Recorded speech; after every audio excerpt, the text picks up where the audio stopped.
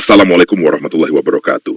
Bismillahirrahmanirrahim. Alhamdulillahirrabbilalamin. Segala puji bagi Allah subhanahu wa ta'ala yang telah melimpahkan rahmat, taufik dan hidayahnya kepada kita semua.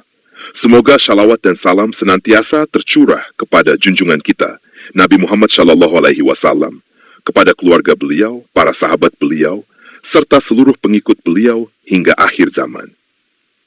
Catatan kecil, semoga bermanfaat tema perbedaan awal Ramadan dan pencarian Lailatul Qadar dalam perspektif ilmiah, filosofis, dan religius Islam. Permasalahan pokok.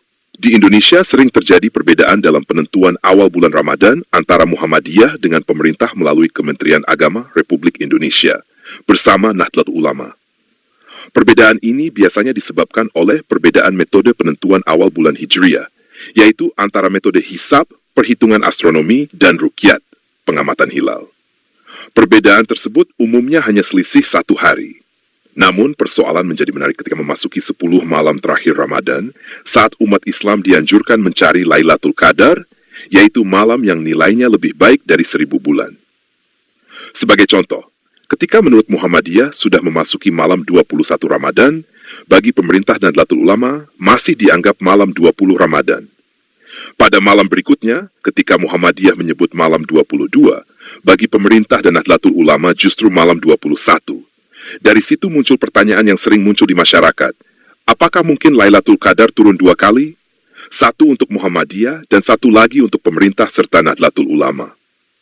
Ulasan dan penjelasan. Untuk memahami persoalan ini secara jernih, perlu dilihat dari 3 sudut pandang: ilmiah, filosofis, dan religius dalam Islam. Pertama, dari sisi hakikat Lailatul Qadar dalam ajaran Islam. Al-Quran menyebutkan bahwa Lailatul Qadar adalah malam yang sangat mulia. Sebagaimana firman Allah dalam surah Al-Qadr, bahwa malam itu lebih baik dari 1000 bulan.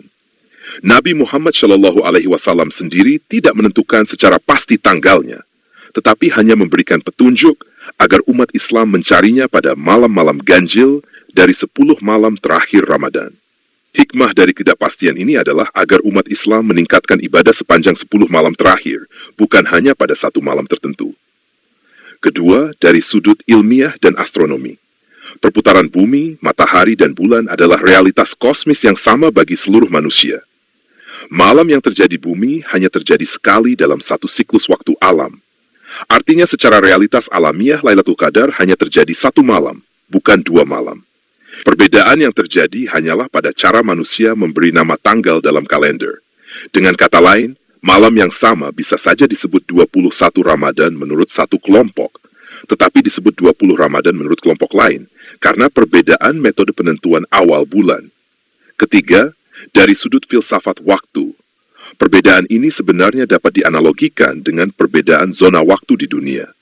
Ketika di Indonesia sudah hari Jumat, di sebagian wilayah dunia masih hari Kamis.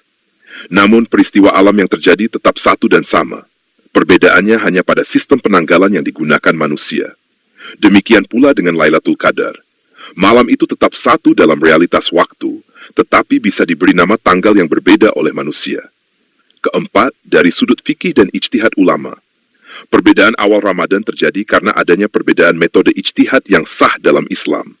Muhammadiyah menggunakan pendekatan hisab astronomi, sedangkan pemerintah dan Nahdlatul Ulama menggabungkan ruqyat dengan kriteria visibilitas hilal. Dalam tradisi keilmuan Islam, perbedaan ijtihad seperti ini adalah sesuatu yang wajar dan telah terjadi sejak masa para ulama klasik.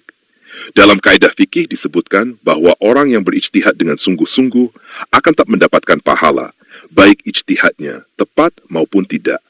Oleh karena itu, seorang muslim yang beribadah pada malam yang diyakininya sebagai malam ganjil, tetap memiliki peluang mendapatkan keutamaan Lailatul Qadar.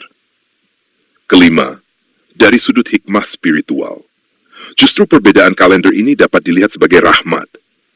Karena adanya perbedaan, umat Islam cenderung menghidupkan lebih banyak malam dalam 10 malam terakhir. Ada yang menghidupkan malam menurut hitungan Muhammadiyah, ada pula yang mengikuti hitungan pemerintah atau Nahdlatul Ulama. Akibatnya, lebih banyak malam yang dipenuhi dengan ibadah, doa, dan zikir. Dengan demikian, peluang untuk bertemu dengan Lailatul Qadar sebenarnya tidak berkurang, tetapi justru semakin luas. Kesimpulan Lailatul Qadar tidak turun 2 kali, Karena dalam realitas waktu alam, hanya ada satu malam yang menjadi malam kemuliaan tersebut. Perbedaan yang terjadi di Indonesia hanyalah perbedaan penanggalan akibat perbedaan metode ijtihad dalam menentukan awal Ramadan. Karena itu, umat Islam tidak perlu gelisah dengan perbedaan tersebut. Yang lebih penting adalah menghidupkan seluruh 10 malam terakhir Ramadan dengan ibadah yang sungguh-sungguh, sebagaimana yang dicontohkan oleh Nabi Muhammad SAW.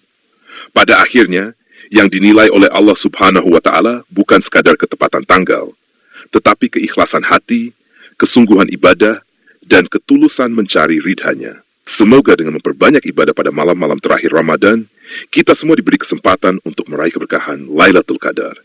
Amin. Wassalamualaikum warahmatullahi wabarakatuh.